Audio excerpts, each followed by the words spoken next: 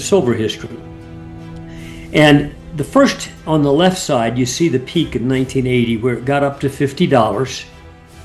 And what we've done there is we've marked the spot about 2 quarters or 5 to 6 months before its actual peak, where it went vertical. Which rather, it had been going up for a couple years incrementally, and then suddenly went berserk. Okay.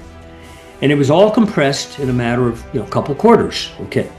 We marked that spot with the red horizontal arrow where it began at the top at $50, the red horizontal, and then we put an arrow to measure the distance, logarithmic scaled. Okay, let's go over to 2011 now. That's the green arrow, and that's where it started with the lower horizontal green line and ended at $50 again with the green horizontal upper line, and we marked the arrow to show the distance of the logarithmic scale to swing. We don't pay much attention to that 50 level except to look back and chuckle. Copper's above its 2011 high and its 1980 high. Silver made 2 highs roughly around 50 in 1980 and 2011. Okay. Gold's above its 2011 high. Heck, I can find you a bunch of base metals that are above their 2011 high, yet silver's a dog and needs to stay in the hole, right? Okay. There's a mistake been made. Markets often make excessive mistakes, both upside excess, bubbles, so forth. And then when they break, people say, why did it happen? Well, it happened because of what it did, not because of what's going to happen to it, but what it did already. That was an error, an investment error, an analyst error over the years. They underestimated, overestimated. Silver's been capped in real dollar terms so low. Because if you take, silver was $50 in 1980 and was near $50 in 2011, and it's still below there now in real dollar terms. Remember, the dollar degrades because it increases in supply about 90% every decade, the quantity of paper. Okay. Therefore, it's sort of a junior version of the Weimar Republic. Okay. Not quite as bad as Venezuela, but it's ongoing and it persistent. That's why gold continues up, over the decades. In 1980, what was it? Couple hundred, $800. Okay, now it's 3,500, 3,900. Excuse me. Silver's way behind. Okay, now the question is it justified or is it not? And fundamentally, we can make arguments that no, it's fully unjustified. It should be a lot higher.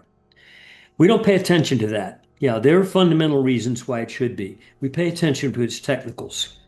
And we've observed, there's a chart we want to show. It's a ratio scaled price chart, meaning log scale, where it's not arithmetic, $10 to 20 is the same as 20 to 40. Instead, it's, going from 10 to 100 is the same as 100 to 1,000 in terms of ratio. Okay.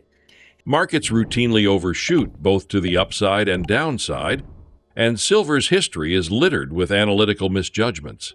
Analysts have alternately undervalued and overvalued it, failing to account for nonlinear moves.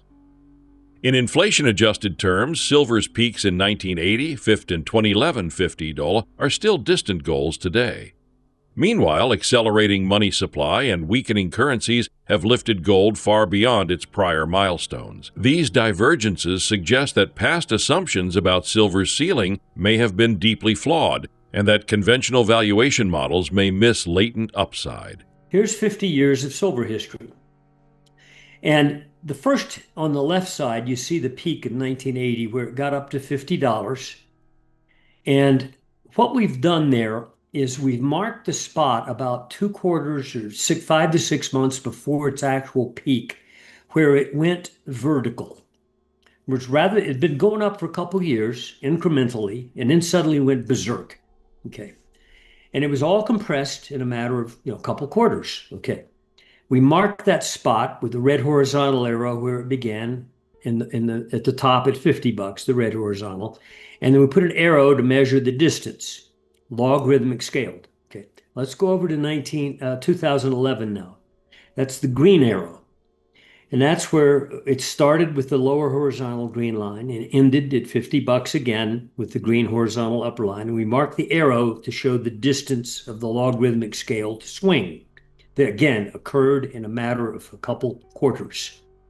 Why did suddenly, in those two situations, silver had been a bull market for a couple years, more than that even in the 2010 situation, did it go berserk? Why did it do that? Because it was already in an uptrend. It wasn't like, oh, it just broke out into an uptrend. No, it was already in an uptrend. We found an argument that we make that we're in the same position right now prior to the berserk vertical move. If at current price levels, which is the bottom of both the arrows on the extreme right, the red arrow and the green arrow. Plotting silver on a logarithmic scale reveals repeated patterns, gradual uptrend followed by sudden vertical blow-off phases. In 1980 and again in 2011, the metal shifted from years of incremental gains to parabolic run-ups in mere quarters. We identify specific thresholds, horizontal levels where momentum shifted, marking the onset of each blow-off. Today's price structure bears resemblance to those precursors. If silver is poised to repeat history, these zones may again become launch pads. The question is not whether it will move, but when it will cross its ignition line. If we match what happened in the final couple quarters of the 2010-11 bull, then the green arrow says we're going to exceed 100 in the next couple quarters. If you match what happened in 1980, it was like a summer of 79 through 80, that move, again, a couple quarters, you can go to about 200. Okay, now, sounds crazy, right? Okay, maybe it is. First off, if you ever get back to 50, and I know there's sellers who'll be in front of that trying to sell it and risk the buck, you're not going to stop. Okay, it's ridiculous old highs anyway, because in real dollar terms, there's no comparison to where we are now. We're way below those levels. We'd have to go to $200 to match them. Okay, now flip to the next page. Okay, now this is what you're looking at on the top chart here, is how well has silver done or not done month by month close in relation to an ounce of gold. Back in 2020, before that surge in silver where it went from $15 to 30 in a matter of 6 months, the spread was under 0.9% of the price of gold. It's less than 1% the price of gold per ounce. In 6 months, it surged up to over 1.5%. Well, that's like a 60% gain, boom, that quickly. And of course, the price doubled in silver, and gold didn't double. It went up $600, but which is like a third or something. So the spread shot up strongly. But since that 2021 high reading, A critical gauge is the silver to gold ratio, the share price of silver relative to gold. In recent years, that spread has compressed, signifying underperformance. Momentum indicators comparing monthly closings to moving averages suggest that momentum is now turning upward. In 2025, silver has regained some ground and breached a descending trend line in that spread ratio, nudging toward a breakout.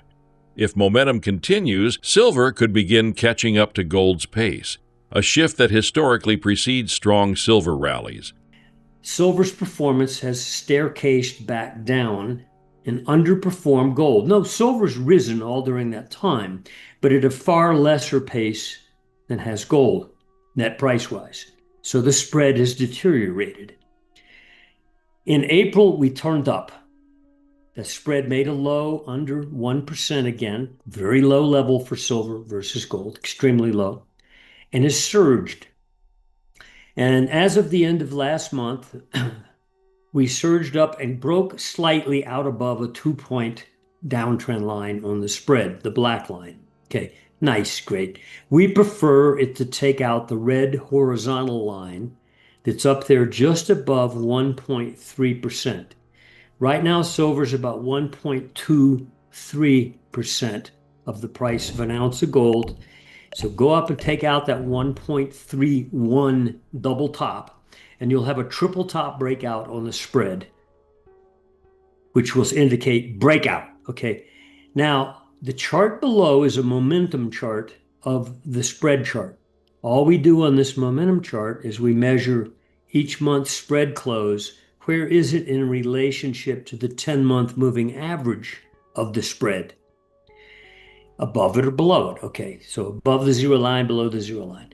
In both past surges, the spread between silver and gold exploded just before silver went vertical. In 2010-11, silver leapt from roughly $22 in 6 months after a spread breakout in late 2010. In 1979-80, it performed even more violently.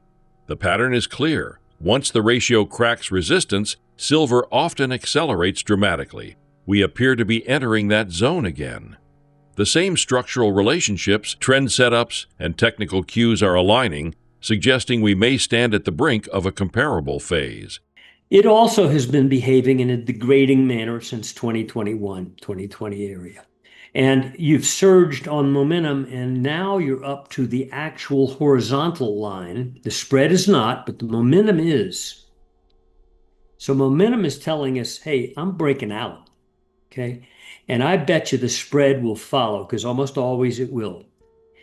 And when that momentum clearly breaks out over the top of that spread, its resistance, the red line, excuse me, the spread will join. And when that occurs, flip to the next page. Let's go back in time now, again to that surge in 2010 through 11, where silver went from like $22 to 50 in 6 months. Okay. The top chart is a spread chart. Again, month to month, where is silver in relation to gold on a percentage basis? And you can see that for a couple of years, it was capped at about 1.6%. It couldn't get above there. It finally closed above it in September of 2010. Okay. Look what happened in the next 6 months into the spread. It doubled, went over 3%. But look what happened to price at that time. The second chart is silver monthly bar chart of price. We've circled the month where the spread broke out. Looking ahead, silver may revisit prices of $100 or even $200 in a full parabolic blow-off, not to match nominal highs, but to match them in inflation-adjusted or ratio terms. Nearer-term resistance zones near $50 loom. If it clears those, the path upwards opens dramatically. On the flip side, failure to break out might lead to a pause or pullback. External pressures, monetary policy, industrial demand, supply dynamics will act as accelerants or constraints. But structurally and technically, silver is poised for a defining chapter in its long history. The top chart. Again, that was September of 2010. Look what happened in the next 6 months. Huge surge, fake out drop, and then the next surge. But in 6 months, you went to $50 from 22 something. Okay. Now look at what happened to gold price during that time. It went up too, but hardly of the dimension that silver did. This exact same thing happened back in 1979 to 80 when silver went from the, off the page on a log scale, even more than the 2010-11 surge. The spread broke out. That was the technical indicator that not only are you in an uptrend, which we already know, silver and gold already in an uptrend, so it's no big deal. What causes them to go vertical is when this spread broke out. And we're at the cusp of that right now. In fact, I'm betting this month does it clearly in terms of the spread breakout. But this is what happened back in 2008, 9, 10, and 11. Late 2010 through early 2011, silver went berserk while gold continued up. And I think we're literally at that door. So the most important technical to look at now for the monetary metals is the spread. And it's a table pounder because obviously if you do either one of those log ratio moves that we had in 2011 or we had in 1980, silver goes to 100 to 200 just to match either of those.